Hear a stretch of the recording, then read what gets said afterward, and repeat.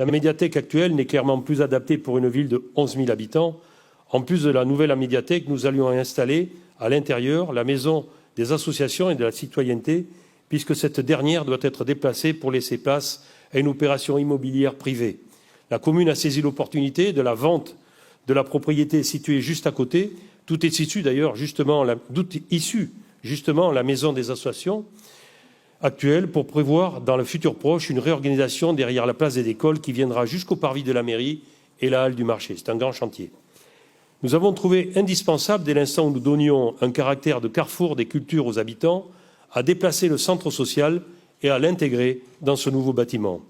Nous l'avons conçu en prolongement de l'espace culturel Lucien Mounex et dans la continuité du nouveau quartier de la ZAC, dont je vais vous parler par la suite, faisant ainsi la liaison avec le Biganos plus authentique, reliant le centre administratif à la mairie.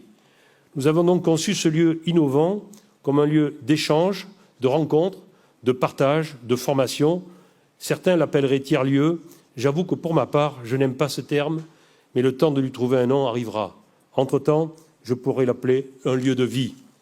Alors oui, ce bâtiment réunira 3 lieux complémentaires qui participeront à faire battre encore plus fort le cœur de notre ville. Ils partageront d'ailleurs des espaces communs d'accueil, de travail, d'animation, d'ateliers, mais plus encore des espaces de coworking, un incubateur pour les projets tournés vers l'économie sociale et solidaire et un restaurant associatif. Vous l'aurez compris, l'innovation est au cœur de ce projet qui répond, je le sais, aux attentes des habitants, toutes générations confondues. À travers une conception architecturale respectueuse des contraintes du lieu, mais aussi de la volonté d'avoir un bâtiment avec des matériaux biosourcés, l'agence d'architecture Construire a été retenue dans le cadre d'un jury de concours de portée nationale. J'ai le plaisir ce soir de vous dévoiler en primeur, lors de ces vœux, l'esquisse architecturale de ce nouveau bâtiment. Sachez que les partenaires sont enthousiastes et que nous sommes regardés de près par de très nombreuses communes et des acteurs du département et de la région, car les nombreuses réunions, ateliers, séminaires que nous avons organisés depuis près de 2 ans, durant lesquels les élus, les agents, les présidents d'associations, entre autres, ont donné leur avis, livré leurs analyses. Ce lieu est l'aboutissement concret et matériel des besoins et des attentes des habitants que nous avons recueillis dans le cadre d'actions et de démarches participatives.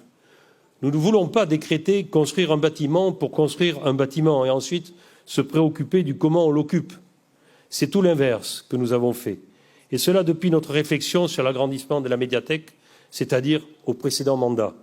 C'est un projet abouti, réfléchi, tant sur le fond que sur la forme. À l'image de la ZAC et d'autres projets, nous allons continuer à être visionnaires et novateurs pour construire ensemble le Biganos de demain, pour notre commune, pour ses habitants, mais aussi pour notre territoire, car je sais que ce nouveau lieu rayonnera bien au-delà des frontières de Biganos.